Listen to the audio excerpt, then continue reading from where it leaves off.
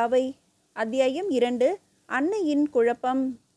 மங்கள நீராடிய செங்கதிரோன் வில்லாக வளைந்திருந்த மேற்கு வானின் நீள் விசும்பை நோக்கி பொற்பரிவட்டம் போல தகத்தாயமிட்டு சரியத் தொடங்கிய அந்த மனானந்த சுகமாலை வேளையின் இனிய சூழலில் காஞ்சிமா நகருக்கு தென்மேற்கே நீல சேலை ஒன்றை நெடுக நீட்டிவிட்டார் போல நெளிந்தோடி கொண்டிருந்த வேகவதி ஆற்றின் மருங்கில் அமைதியே அமைதி கொள்ள விரும்பும் விதமாக அமைந்திருந்த ஒரு அழகிய சிறு குடிலின் எதிரே வில்லவன் நம்பியின் செந்நிற புரவி வந்து நின்றது. புரவியை விட்டு இறங்கிய வில்லவன் ஆவல் மீதுர குடிலுக்குள் நுழைந்தவாறே பாசமும் பக்தியும் கலவையிட்ட குரலில் அம்மா என்று அழைத்தான். ஓரிரு வினாடிகளுக்கு பின்னும் அவன் கூப்பிட்ட குரலுக்கு உள்ளிருந்து மறுமொழி ஏதும் வராமற் போகவே முற்றத்தில் தயங்கி நின்று சுற்றுமுற்றும் பார்த்தான். அந்த குடிலின் எங்கோ ஒரு அறையிலிருந்து இன்சுவை கவிதை ஒன்றின் மெல்லிய முணுமுணுப்பொலி இதமாக எழுந்து கொண்டிருந்தது. வில்லவன் நம்பியின் களையான முகத்தில் புன்னகை கிளைத்து படர்ந்தது. கவிதை ஒளிவந்த அறையை நோக்கி மெல்ல நடந்து சென்று அவன் நடுக்களித்திருந்த கதவின் ஓரம் நின்று உள்ளே எட்டி பார்த்தான். அங்கே அவ்வறையின் திரை நீக்கிய சிறியதொரு சாளரத்தருகில் எளிமையான குரிசில் ஒன்றிலே சுமார் 50 வயது மதிக்கத்தக்க பெண்மணியொருத்தி அமர்ந்து ஆழ்ந்த சிந்தனையில் லயித்திருந்தாள். அவளது மடியிலே மஞ்சள் பட்டு துணியால் பொதியப்பட்ட ஓலை சுவடி கட்டு ஒன்று கிடந்தது. மெலிந்து உயர்ந்த உடல், நரையோடிய தலை, வெந்நீரணிந்த நெற்றி, சுருங்கி குழிந்த கண்கள், கூரிய நாசி, சோகம் தேங்கிய வறண்ட உதடுகள், ஒட்டிய கன்னங்கள், ஒடுங்கிய மோவாய், உருத்திராக்கம் அணிந்த மெல்லிய கழுத்து, இவற்றுடன் கைமை நோன்பு ஏற்ற கோலமாக காட்சியளித்த அப்பெண்மணியின் முகம், கை கால்களில் ஆங்காங்கே தீயினால் வெந்து கருகி புண்பட்டு ஆரிய வடுக்கள் வெளுப்பும் கருப்புமாக விரவி தெரிந்தன. ஆயினும் அவளது வதனத்திலே நிலவிய ஒரு அசாதாரண சாந்தியும் அற்புத புன்முறுவலும் சேர்ந்து அந்த குரூப தோற்றத்திற்கு திரை கட்டிவிட்டு ஒரு காலத்தில் அவள் ஒப்பற்ற பேரழகியாக விளங்கினாள் என்பதை நிச்சயப்படுத்தி காட்டின. அம்மா என்றான் வில்லவன். திடுக்குற்றவள் போல திரும்பிய அவள் அங்கு வில்லவன் நம்பி வந்து நின்றதை கண்டதும் மகிழ்ச்சியால் முகமலர எழுந்து, வா மகனே, உன் நினைவாகத்தான் இங்கு உட்கார்ந்து கொண்டிருக்கிறேன் என்று பாச பரிவுடன் கூறிக்கொண்டே அவன் முகத்தை பரபரப்போடு ஏறிட்டு நோக்கினாள். குரிசிலை விட்டு எழுந்தபோது மடியில் கிடந்த அந்த ஓலை சுவடி கட்டு கீழே விழுந்ததை கூட அவள் கவனிக்கவில்லை. அன்னையார் அவர்கள் என்னை பற்றியா எண்ணிக்கொண்டிருந்தார்கள்? வழக்கம் போல் அந்த கலம்பக காவினில் நீந்தி கொண்டிருக்கிறார் என்றல்லவா எண்ணினேன் என்று குறுஞ்சிரிப்புடன் கூறிக்கொண்டே போய் கீழே கிடந்த சுவடிக்கட்டை கையில் எடுத்து பார்த்தான் வில்லவன் நம்பி. அவன் ஊகித்தபடி அந்த சுவடியின் மேலேட்டில் நந்தி கலம்பகம் என்று பொறிக்கப்பட்டிருந்தது. அதனை ஒரு மாடத்தில் வைத்துவிட்டு திரும்பிய நம்பி தான் சொன்னதை கவனியாதவள் போல முற்றத்தை நோக்கி நடந்து கொண்டிருந்த தன் அன்னையை பின்தொடர்ந்தான். தூய்மையாகவும் அழகாகவும் விளங்கிய முற்றத்து அறையில் அவ்விருவரும் சென்று அமர்ந்தனர். வெளியூர் பயணத்திற்கு ஆயத்தமான நிலையிலே காணப்பட்ட தன் மைந்தனை வியப்புடன் உற்று நோக்கிய அவள் அவ்விஷயத்தை அவனிடம் நேரடியாக கேட்க விரும்பாதவள் போல தனக்கேற்பட்ட வியப்பு உணர்ச்சியை மறைத்து கொண்டு அமைதியான குரலில், வில்லவா, நேற்று காலை அரண்மனைக்கு புறப்பட்டு சென்றவன் இன்று இவ்வளவு நேரம் கழித்து வீடு வந்து சேர்ந்திருக்கிறாயே, பெற்றவளுக்கு கூட தகவல் சொல்லி அனுப்ப இயலாத அத்தனை முக்கிய அலுவல்களா உனக்கு அங்கே நேர்ந்துவிட்டன என்று கேட்டாள். வில்லவன் நம்பி பெருமை வழிய புன்முறுவல் பூத்தவாறு மகிழ்ச்சி குரலில் சொன்னான், மாரம்பாவியின் அருமை புதல்வன் இந்த பல்லவ நாட்டிற்கு புது வாழ்வு அளிக்கத்தக்க பெரும் பணியொன்றை செய்து முடிக்கும் பொருட்டு இன்று கங்க நாட்டின் தலைநகருக்கு புறப்படுகிறான் அம்மா. தளபதி வில்லவன் நம்பியால் மாரம்பாவை என்று விളിக்கப்பட்ட அந்த மூதாட்டி இந்த செய்தியை கேட்டு அதிர்ச்சியுற்றவள் போல கண்களை அகல விரித்து அவனை பரபரப்புடன் நோக்கினாள். அவளது மெலிந்த உடல் நாணர் பூவின் நுனியென நடுக்கமுற்றது. தான் சொன்ன செய்தியை கேட்டதும் தன் தாய் மகிழ்ச்சியால் பூரிப்படைந்து மேலும் அது பற்றி உற்சாகத்தோடு கேள்வி கேட்பாள் என்று எதிர்பார்த்த வில்லவனுக்கு அவளின் அந்த திகைப்பும் பயமுமான நிலையை கண்டு பெரிதும் ஏமாற்றமாகிவிட்டது. எனினும் அவள் விஷயத்தை புரிந்து கொள்ளாமல் அவசரப்பட்டு ஏதோ பெரிதாக கற்பனை பண்ணிக்கொண்டு திணறுகிறாள் என்று தனக்குத்தானே சமாதானம் செய்து கொள்ள முயன்றான். பீதியால் முகம் கருத்து சுருங்க பேசவும் இயலாமல் மரத்து போய் அமர்ந்திருந்த மாரம்பாவை சட்டென்று தன்னை சமாளித்து கொண்டு நிமிர்ந்து உட்கார்ந்து, என்ன சொன்னாய் மகனே? கங்க நாட்டின் தலைநகருக்கா புறப்பட்டு செல்கிறாய்? ஏன் இந்த திடீர் பயணம்? கங்க மன்னன் பிருத்விபீதிக்கும் அவனது நெருங்கிய உறவினலான பல்லவ பேரரசி சங்காதேவிக்கும் இடையே நெடுங்காலமாக நிலவி வந்த நல்லுறவு முறிந்து அதனால் யுத்தம் ஏதேனும் மூண்டுவிட்டதா? அப்படியாயின் அந்த திடீர் உறவு முறிவுக்கு காரணம் என்ன என்று தன்னை மீறிய படபடப்புடன் திக்கி திணறி கேட்டாள். வில்லவன் நம்பி இதை கேட்டு கலகலவென்று சிரித்தான். தனையனுக்கே உரிய குறும்பு பார்வையுடன் தன் தாயை ஏறிட்டு நோக்கிய அவன், எனது அன்னையும் சில சமயம் அவசரப்பட்டு சராசரி பெண்களைப் போல அசடாகி விடுவார் என்பதை இன்றுதான் முதலில் அறிகிறேன் என்றான். இன்னமும் அவனால் சிரிப்பை அடக்கிக் கொள்ள முடியவில்லை. மாரம்பாவை தனக்கு ஏற்பட்ட அதிர்ச்சி உணர்ச்சி நீங்கியவளைப் போல மெல்ல தலை குனிந்தாள். ஆயினும் அவளது சந்தேகம் நீங்கவில்லை என்பதற்கு அறிகுறியாக கண்ணிமைகளை படபடவென தட்டி, அப்படியானால் என்று குழறும் குரலில் இழுத்தாள். தாயின் முகத்தை வியப்புடன் பார்த்து சிரித்த வில்லவன் நம்பி தன் இருக்கையை சற்றே நகர்த்தி போட்டுக்கொண்டு, தங்கள் சந்தேகம் இன்னமுமா நீங்கவில்லை அம்மா? உங்கள் மகன் இப்போது கங்க நாட்டின் மீது கரி பரி தேர் காலாட்படைகளை திரட்டி கொண்டு போர் தொடுப்பதற்காக புறப்படவில்லை. 21 ஆண்டுகளாக இந்த பல்லவ பெருநாட்டு மக்கள் ஏக்கத்துடன் எதிர்பார்த்து கொண்டிருந்த ஒரு மகத்தான நிகழ்ச்சியை நிறைவேற்றி வைக்கும் பொருட்டே இன்று அந்நாட்டிற்கு புறப்படுகிறேன் என்றான் உற்சாகமான குரலில். மீண்டும் அவனே தொடர்ந்து, ஆம் அம்மா, பாரத வெண்பா பாடி புகழ்பெற்ற கவிஞர் பெருந்தேவனாரை பற்றி நீங்கள் கேள்விப்பட்டிருப்பீர்கள். அவரை பார்க்கத்தான் நான் கங்க நாட்டு தலைநகருக்கு பயணமாகியிருக்கிறேன் என்று சொல்லிவிட்டு ஏதோ யோசிப்பவன் போல மேலே அண்ணாந்து நோக்கினான். மாரம்பாவை இதை கேட்டு ஆவலும் மகிழ்ச்சியும் நிம்மதியும் அடைவதற்கு பதிலாக முன்னை விட பெரிதும் அதிர்ச்சியடைந்தவள் போல முகம் வெளுத்து போனாள். அவளது உடல் மீண்டும் நடுக்கமுற துவங்கியது. தன் குரிசிலில் சிறிதே முன் தள்ளி நகர்ந்து கொண்டு தன்னை மீறிய ஒரு அவசர துடிப்புடன், வில்லவா, நீ சொல்வதை என்னால் புரிந்து கொள்ள முடியவில்லையே. கவிஞர் பெருந்தேவனார் கங்க நாட்டிலா குடியேறியிருக்கிறார் என்று உள்ளிழுத்த குரலில் வினவினாள். வில்லவன் நம்பி தன் தாயை பார்த்து மெல்ல சிரித்தபடி சொன்னான், ஆம் அம்மா, படைத்தலைவனான எனக்கும் என்னை போல அரசாங்கத்துடன் நெருங்கிய தொடர்பு கொண்டுள்ள பெரிய பெரிய அதிகாரிகளுக்கும், ஏன் பல்லவ நாட்டு குடிமக்களுக்கும் கூட இவ்விஷயம் இன்றுதான் தெரிய வந்தது. பல ஆண்டுகளாக இந்த குடிலை விட்டு எங்குமே செல்லாமல் ஏதோ ஒரு வைராகியம் பூண்டு இங்கேயே அடைந்து கிடக்கும் தங்களுக்கு அது தெரியாமல் இருப்பது பற்றி நான் வியப்படையவில்லை. மாரம்பாவையின் முகத்தில் பளிச்சென்று ஒரு புன்னகை மின்னலிட்டு மறைந்தது. மறுகணம் அதில் பழைய பயத்தின் கருமை கவிய, அது சரி மகனே, நீ இப்போது அந்த கவிஞரை போய் காண வேண்டிய அவசியம் என்ன என்று கேட்டாள். அதுதானம்மா நீங்கள் தெரிந்து கொள்ள வேண்டிய பெரிய விஷயம். அதை கேள்விப்பட்டால் உண்மையிலேயே பெரிதும் வியப்படைவீர்கள் என்று சொன்ன வில்லவன் நம்பி மெல்ல கனைத்தவாறு நிமிர்ந்து உட்கார்ந்து, நமது மதிப்பிற்குரிய இளவரசர் நிருபதுங்கவர்மர் பால்ய வயதிலேயே எங்கோ ஒரு குருகுலத்தில் சேர்க்கப்பட்டு வளர்ந்து வருகிறார் என்பது உங்களுக்கு தெரிந்திருக்கலாம். ஆனால் அவர் எங்கே, எந்த குருகுலத்தில், யாருடைய பாதுகாப்பிலே வளர்கிறார் என்பது உங்களுக்கோ எனக்கோ இந்நாட்டிலுள்ள வேறு எவருக்குமோ இது நாள் வரை தெரியாது, தெரிந்திருக்கவும் முடியாது. இப்படி பரம ரகசியமாக இருந்த இவ்விஷயம் இன்றுதானம்மா வெளிவந்திருக்கிறது என்றான், தானே அது பற்றி மிகவும் வியப்படைந்திருப்பவன் போல. மாரம்பாவையின் வதனத்தில் ஒரு அசாதாரண பரபரப்பு உணர்ச்சி தோன்றியது. அவள் தன் மைந்தனையே கண் இமைக்காமல் பார்த்து கொண்டிருந்தாள். தாய்க்கு தெரியாத ஒரு விஷயத்தை தான் சொல்லிக் கொண்டிருக்கிறோம் என்ற பெருமையுடன் மீண்டும் பேச்சை தொடர்ந்தான் வில்லவன் நம்பி. உண்மைதானம்மா, நமது இளவரசர் நிருபதுங்கர் இத்தனை காலமாக அந்த பெருங்கவிஞர் பெருந்தேவனாரின் குருகுலத்தில் தங்கித்தான் வளர்ந்து வருகிறாராம். இந்த விஷயத்தை நேற்று இரவு நமது அரசியல் செயலாளர் வாலிவடுகர் என்னிடம் சொன்னபோது நான் வியப்பின் மிகுதியால் மூச்சு விடவே திணறி போய்விட்டேன். மாரம்பாவையின் கண்களில் ஒரு பயங்கர மிரட்சி தோன்றியது. அதை கவனியாத வில்லவன் உற்சாகத்தோடு மேலும் தொடர்ந்தான். இதைவிட நான் மகிழ்ச்சி அடைய வேண்டிய இன்னொரு விஷயத்தையும் சொல்கிறேன், கேளுங்கள் அம்மா. இப்போது நம் இளவரசருக்கு 25 வயது முடிவடைந்து விட்டதாம். காலம் சென்ற பல்லவ பேரரசரான நந்திவர்மர் எழுதி வைத்து சென்றிருக்கும் ஆட்சி உரிமை சாசனப்படி 25 வயதை நிறைவாக்கி கொண்டுவிட்ட இளவரசர் நிருபதுங்கர் பெருந்தேவனாரின் குருகுலத்திலிருந்து வெளியேறி நமது தலைநகர் காஞ்சிக்கு வந்து ஆட்சி பொறுப்பை ஏற்றுக்கொண்டு பல்லவ சாம்ராஜ்யத்தின் மன்னரென முடிசூட்டி கொள்ள போகிறார். இதைவிட ஒரு குதூகலமான செய்தியை நாம் இனி கேள்விப்பட முடியுமா அம்மா?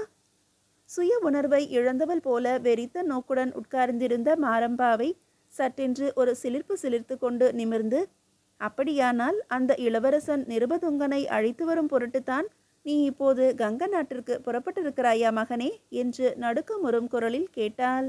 ஆம் அம்மா, கிடைத்தற்கரிய அந்த பெருமை மிக்க பணியை ஏற்றுத்தான் இன்று இதோ கவிஞர் பெருந்தேவனாருக்கு அரசியார் எழுதி கொடுத்த ஒரு ஓலையுடன் பயணமாகிறேன். என்னை விட அறிவிலும் அந்தஸ்திலும் அனுபவத்திலும் மூத்தவர்கள் எத்தனையோ பேர் இருக்க, அரசியாரும் அரசியல் செயலாளர் வாலிபடுகரும் சிறியவனான என்னை தேர்ந்தெடுத்து இவ்வளவு பெரிய பொறுப்பை என்னிடம் நம்பிக்கையோடு ஒப்படைத்திருப்பது என்னை பெற்றெடுத்த அன்னை மாரம்பாவையின் தவப்பயன் என்றுதான் இரும்பூது எய்கிறேன் அம்மா. இதனால் எவ்வளவு பேருடைய மனக்கசப்புக்கு நான் உள்ளாக நேரிடும் என்பது ஒருபுறம் இருந்தாலும், எனது எதிர்காலம் ஒளிமிக்கதாக இருக்கப் போகிறது என்ற உறுதிப்பாட்டில் எனக்கு இனி எள்ளளவும் சந்தேகம் இல்லையம்மா என்று மகிழ்ச்சி பூரிப்புடன் உணர்ச்சி வயப்பட்டு சொல்லிக்கொண்டே தன் இடுப்பு பட்டையில் சொருகி வைத்திருந்த ஒரு ஓலை குழலை எடுத்து காட்டிய வில்லவன் நம்பி சட்டென்று எழுந்து தனிந்த குரலில், அம்மா, நான் இப்போது செல்ல வேண்டிய பாதையை விட்டு தங்களை காண வேண்டி இங்கு வந்தது ஒரு விதத்தில் அரசியாரின் ஆணையை மீறிய செயலே ஆகும் என்று என் மனம் அச்சுறுத்துகிறது. ஆயினும் இவ்வளவு பெரிய நற்செய்தியை என் அன்னையிடம் கூறி அவரது மனம் பூரித்த ஆசையை பெற்றுப்போக விரும்பியது எவ்வகையிலும் தவறில்லை என்றும் கருதுகிறேன் என்றான் தன்னை மீறிய அவசர துடிப்புடன். ஆனால் மாரம்பாவையோ அவன் இவ்வளவு நேரமாக சொன்னவற்றை செவி மடுத்தவளாக தோன்றவில்லை. பனிக்கட்டி பேழையில் இருத்தி வைக்கப்பட்டவள் போல விரைத்தபடி அமர்ந்திருந்தாள்.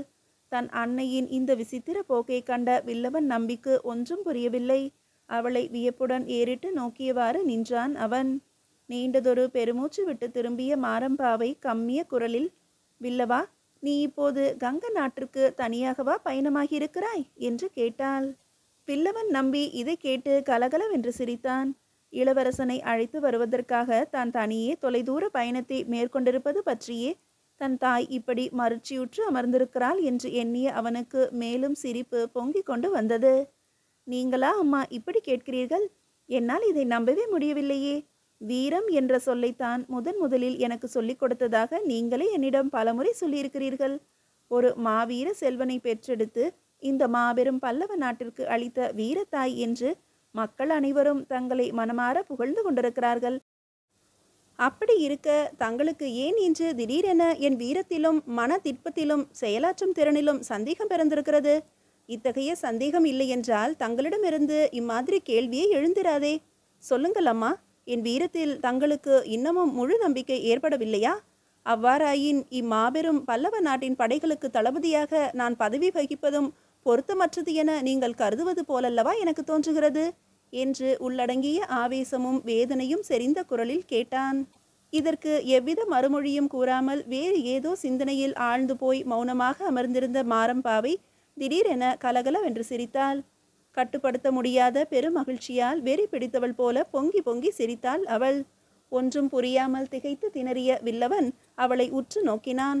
அவனுக்கு புத்தி தெரிந்த நாள் முதல் இப்படி அவள் வாய்விட்டு சிரித்து பார்த்ததே இல்லை. அவளது சிரிப்பின் ஒலி எப்படி இருக்கும் என்பதை கூட அவன் இதுவரை அறிந்ததில்லை. எனவே இப்போது அவள் இவ்வாறு பித்து பிடித்தவள் மாதிரி குலுங்கி சிரிப்பதைக் கண்டு வில்லவனுக்கு பயமே ஏற்பட்டுவிட்டது. அடி வயிற்றிலிருந்து குமரி கொண்டு வந்த சிரிப்பை அடக்க மாட்டாமல் சிரித்து கொண்டிருந்த மாரம்பாவை சடாரென்று துள்ளி எழுந்தாள். தன் மைந்தனை அன்பாவேசத்துடன் ஏறிட்டு நோக்கி, வில்லவா, உண்மையிலேயே உன் எதிர்காலம் ஒளி படைத்ததுதான். அந்த மகத்தான ஒளி இன்றே இப்போதே உன்னை நோக்கி இதோ வருகிறது, வந்து கொண்டே இருக்கிறது என்று மகிழ்ச்சியால் விம்மலிடும் குரலில் கூறியவாறு பரபரப்போடு பக்கத்து அறைக்கு பாய்ந்து ஓடினாள். தன் தாய் சித்த சுவாதீனத்தை இழந்து விட்டாலோ என்று அஞ்சி நடுங்கிய வில்லவன் தலையை தாங்கி பிடித்த வண்ணம் அப்படியே இருக்கையில் அமர்ந்து விட்டான். அடுத்த அறைக்கு விரைந்து வந்த மாரம்பாவை சுற்றுமுற்றும் திரும்பி பார்த்தாள். அவளது அந்த பார்வையில் அசாதாரணமான மகிழ்ச்சி திமிரலிட்டு மின்னின. ஒரு கணம் தயங்கி நின்றவள் ஏதோ முடிவுக்கு வந்தவளாய் தன் இடுப்பில் சொருகி வைத்திருந்த சாவி கொத்து ஒன்றை வெடுக்கென பிடுங்கி எடுத்துக்கொண்டு அவ்வறையின் சுவரோரம் தூசு படிந்து துருவேறி கிடந்த ஒரு இரும்பு பேழையை நோக்கி அவசரமாக சென்று அதன் தாழை திறக்க குனிந்தபோது சாளரத்து வழியே மிக தொலைதூரத்திற்கு அப்பால் ஒரு கரிய நிற குதிரை வெகு வேகமாக ஓடி வருவதை எப்படியோ பார்த்துவிட்டு சட்டென்று நிமிர்ந்தாள். மகிழ்ச்சியால் மலர்ந்திருந்த அவளது முகம் அந்த கணமே பயங்கரமாக கருத்து சிரித்தது. மரணப்படுக்கையில் கிடக்கும் நோயாளி மரளியின் வருகையை கண்டு மிரளுவதைப் போல அந்த குதிரையின் மருட்சியுடன் பார்த்து நடுங்கிய அவள் பீதி பரபரப்போடு அங்கும் இங்குமாக தாவி அலைமோதினாள். பிறகு சட்டென்று தன் கையில் இருந்த தாழ்கோல் கொத்தை இடுப்பில் சொருகி கொண்டு முற்றத்துக்கு விரைந்து வந்தாள். பிரமை பிடித்தவன் மாதிரி அமர்ந்திருந்த வில்லவன் நம்பி தன் தாயை கண்டதும் மெல்ல எழுந்து நின்றான். வில்லவா, நீ புறப்பட வேண்டும் அல்லவா? சரி, சீக்கிரம் புறப்படு. இறைவன் உனக்கு எல்லா நலன்களையும் அருள்வானாக என்று கம்மி கரகரத்த தொனியில் கூறிக்கொண்டே தன் மகனின் முகத்தை இரு கைகளாலும் ஏந்தி உச்சி மோர்ந்தாள் மாரம்பாவை. அவளுக்கு ஏற்பட்டிருந்த படபடப்பு இன்னமும் நீங்கவில்லை. தன் அன்னை ஏதோ ஒரு பெருங்கிலேசத்தால் மனம் குழம்பி போயிருக்கிறாள் என்று எண்ணிய வில்லவனின் உள்ளம் வேதனையால் நைந்துருகியது. அவனால் ஒன்றுமே பேச முடியவில்லை. பக்தி பூர்வமாக முழந்தாளிட்டு தாயின் பாதங்களை தொட்டு கண்களில் ஒற்றி கொண்டு எழுந்தவன் கலங்கிய விழிகளோடு அவளை ஒரு கணம் ஏறிட்டு பார்த்தான். பிறகு மெல்ல தலை குனிந்து வணங்கி, சென்று வருகிறேன் அம்மா என்றுவாறு வெளியே திரும்பி நடந்தான். மகனை பின்தொடர்ந்து வாசல் வரை வந்த மாரம்பாவை, வில்லவா, ஒரு விஷயம் என்று தயக்கத்துடன் இழுத்தவள் பிறகு தன்னை சமாளித்து கொண்டு, சரி மகனே, சென்று வா என்றாள். தொலைதூர பயணத்திற்கு தன்னை தனியே அனுப்ப பயந்து கொண்டுதான் அவள் இப்படியெல்லாம் தடுமாறுகிறாள் என்று எண்ணிய வில்லவன், அம்மா, நானும் ஒரு விஷயத்தை சொல்ல மறந்துவிட்டேன் என்று தனது அத்தியந்த நண்பனான வரகுணன் இங்கு வந்தால் அவனிடம் நான் போகும் இந்த பெருமை மிக்க பயணத்தை தெரிவித்து அவனை மகிழ்ச்சியோடு இருக்க சொல்லுங்கள் என்று சொல்லிக்கொண்டே போய் புரவி மீது தாவி ஏறி அமர்ந்தான். மறுகணம் அந்த புரவி புழுதி கூடாரமிட்டு வெளியே விரைந்து மறைந்தது. வில்லவன் நம்பி சென்ற அரை நாழிகை நேரம் கழித்து அந்த குடிலின் சிறிய கதவு தட்டப்படும் ஒலி கேட்கவே முற்றத்தில் அமர்ந்திருந்த மாரம்பாவை எழுந்து போய் கதவை திறந்தாள். அத்தையார் அவர்கள் நலம்தானே என்று புன்முறுவலுடன் கேட்டுக்கொண்டே ஒரு அழகிய வாலிபன் உள்ளே வந்தான். வில்லவனுக்கு சம வயதினனாக விளங்கிய அவன் பார்வைக்கு எளியவனாக தோன்றினாலும் அவனது முகத்தில் உயர் குடும்பத்து பிள்ளைகளுக்கே உரிய ஒரு தனி கவர்ச்சியும் கம்பீரமும் அலட்சியம் எடுக்கும் கலவையிட்டிருந்தன. எவ்வித உணர்ச்சியுமின்றி அவனை ஏறிட்டு பார்த்த மாரம்பாவை பொலிவற்ற புன்முறுவலுடன், வா வரகுணா, உன் தந்தையும் தாயும் நலம்தானே என்று கேட்டுக்கொண்டே தன் பார்வையை வெளியே செலுத்தினாள். அங்கே எதிர்ப்புற வேலிக்கு அப்பால் ஒரு கருப்பு புரவி நின்று கொண்டிருந்தது. அந்த புரவியின் சேன கசையை பற்றியவாறு குருத்து பருத்த ஆடவன் ஒருவன் திரு திருவென விழித்து கொண்டு நின்றிருந்தான். யாரவன்? சந்தேகமில்லை, அரசியல் செயலாளர் வாலி வடுகரின் அந்தரங்க பணியாளனான வினயகண்டன் என்பவன்தான் அவன். அவனை பார்த்த மாரம்பாவை கலவரம் அடைந்தவள் போல திரும்பி, வரகுணா, அதோ நிற்கிறானே, அவன் உன்னுடைய மாமனான மாய மீனவன்தானே என்று பரபரப்பு நிறைந்த குரலில் வினவினாள். ஆமாம் அத்தை, அவரேதான் என்று விரக்தி படிந்த தொனியில் சொன்ன வரகுணன் சோர்வுடன் போய் முற்றத்தில் அமர்ந்து கொண்டான். திகைப்படைந்தவள் மாதிரி ஒரு கணம் மௌனமாக இருந்த மாரம்பாவை சட்டென்று நிமிர்ந்து, அவனை ஏன் வெளியில் நிற்க வைத்துவிட்டு வந்தாய்? இங்கு அழைத்து வருவதுதானே என்றாள் தனிந்த குரலில். அவர் உங்களை காண அச்சப்படுகிறார், அதனால்தான் அவரை வெளியே நிற்க சொல்லிவிட்டு வந்தேன் என்று எங்கோ பார்த்தவாறு கூறினான் வரகுணன். அச்சப்படுகிறானா? அவன் அச்சப்படும் அளவிற்கு நான் அப்படியொன்றும் பயங்கரவாதி அல்லவே. அவர் மட்டும் என்ன, எனக்கே உங்களை காண இப்போது அச்சமாகத்தான் இருக்கிறது என்று உள்ளடங்கிய குரோத குரலில் முணுமுணுத்தான் வரகுணன். மாரம்பாவை அவனை ஏற இறங்க விழித்து பார்த்தாள். பிறகு தன்னை வெகுவாக கட்டுப்படுத்தி கொள்ள முயலுகிறவள் போல லேசாக முறுவலித்து, என்ன வரகுணா, நீயா இப்படி பேசுகிறாய்? இன்று என்ன வந்துவிட்டது உனக்கு என்றாள். சட்டென்று திரும்பிய வரகுணன் அவளை வெறுப்புடன் உறுத்து பார்த்தான். மறுகணம் தன் பார்வையை கீழே தாழ்த்தியவாறு, அத்தை, உங்களுடன் அதிக நேரம் பேசி கொண்டிருக்க எனக்கு இன்று அவகாசமில்லை. உங்கள் சகோதரரான எனது தந்தை இப்போது மரணப்படுக்கையில் கிடப்பதாக செய்தி வந்திருக்கிறது. அவரை நான் உடனடியாக போய் பார்க்க வேண்டும் என்று அவன் சொல்லி கொண்டிருக்கும் போதே திடுக்கிட்டவள் போல நிமிர்ந்த மாரம்பாவை அவசரமாக குறுக்கிட்டு, என்ன, என் தமையனார் மரணப்படுக்கையில் கிடக்கிறாரா என்று துடிப்புடன் கேட்டாள். ஆம் அத்தை, அதனால்தான் சற்று முன்பு நீங்கள் அவரது உடல் நலத்தை பற்றி விசாரித்த போது நான் ஏதும் சொல்லாமல் இருந்து விட்டேன். அதை நீங்கள் கவனிக்கவில்லையா? அவர் உடம்புக்கு என்ன வரகுணா? எல்லாம் மனக்கவலைதான். அதுவும் உங்களால் ஏற்பட்ட அந்த ஒரே கவலையே இன்று அவரை அந்நிலையில் கொண்டு வந்து விட்டிருக்கிறது. மாரம்பாவை மறுமொழி கூறாமல் மௌனமானாள். வரகுணன் படபடப்பான குரலில் மீண்டும் பேச்சை தொடர்ந்தான். அத்தை, நான் எப்படியும் என் தந்தையை போய் பார்க்க வேண்டும். அப்படி போகும்போது வெறும் கையோடு அவர் முகத்தில் விழிக்க எனக்கு கொஞ்சமும் விருப்பமில்லை. அவரது கடைசி நேரத்திலாவது சற்று நிம்மதி பெற நீங்கள் அந்த விஷயத்தின் பேரில் விதித்திருக்கும் ஆணையை தளர்த்தி அவருடைய லட்சியத்தை நிறைவேற்றி கொள்ள அனுமதி அளித்தாக வேண்டும். அந்த செய்தியை உங்களிடமிருந்து பெற்று போகவே இப்போது நான் இங்கு வந்திருக்கிறேன். மாரம்பாவை வாய் திறவாது மௌனம் சாதித்தாள். ஏன் அத்தை மௌனமாக இருக்கிறீர்கள்? எப்போதும் போலவே அதற்கு இன்னும் காலம் வரவில்லை என்று சொல்ல போகிறீர்களா? வரகுணா, முட்டாள்தனமாக பேசி என் மனதை நோக வைக்காதே. மன்னியுங்கள் அத்தை, அத்துடன் ஒரு முக்கிய விஷயத்தையும் தெரிந்து கொள்ளுங்கள். நேற்று வரை நீங்கள் எங்களிடம் சொல்லி வந்த சமாதானம் இனியும் செல்லுபடியாகாது. ஏனென்றால் இன்று முதல் அது காலாவதியாகிவிட்டது. ஆமாம் அத்தை, எங்கள் ஜென்ம பகைவனுடைய மைந்தனான இளவரசன் நிருபதுங்கன் இத்தனை காலமாக தலைமறைவாக வளர்ந்து இப்போது உரிய வயதை எய்தியவனாக காஞ்சிக்கு வந்து பல்லவ அரியணையில் அமரப்போகிறான். திடுக்குற்றவள் போல நிமிர்ந்த மாரம்பாவை இந்த விஷயமே தனக்கு தெரியாத மாதிரி முகத்தில் வியப்புக்குறியை ஏற்றி கொண்டு, என்ன வரகுணா, நீ சொல்லுவது உண்மைதானா என்றாள். முற்றிலும் உண்மை. உங்களுக்கு இது தெரியாதா? தெரிந்திருந்தால் அதை நானே உன்னிடம் சொல்லியிருப்பேனே. நீங்கள் சொல்வதை என்னால் நம்ப முடியாது அத்தை. நம்பவில்லையா? ஆம் அத்தை. ஏனென்றால் அந்த இளவரசனை அழைத்து வர சென்றிருப்பவன் உங்கள் அருமை மகன் வில்லவன் நம்பிதான். அப்படியா? என்னிடம் இதை அவன் சொல்லவே இல்லையே. உங்கள் மகன் இப்போது காஞ்சி நகரில் இல்லை என்பதும் உங்களுக்கு தெரியாதா? தெரியாதே வரகுணா. அவன் எப்போது எந்த ஊருக்கு புறப்பட்டு சென்றிருக்கிறான்? ஊர் இல்லை அத்தை, நாடு என்று சொல்லுங்கள். கங்க நாட்டின் தலைநகருக்கு அவன் பயணமாகியிருக்கிறான். பார்த்தாயா வரகுணா, இந்த காலத்தில் பெற்ற பிள்ளையை கூட நம்ப முடியவில்லை. அவன் என்னிடம் ஒரு வார்த்தை கூட சொல்லாமல் புறப்பட்டிருக்கிறானே. அது சரி, பல்லவ இளவரசனான நிருபதுங்கன் கங்க மன்னனின் பாதுகாப்பிலா இந்நாள் வரை இருந்து வருகிறான்?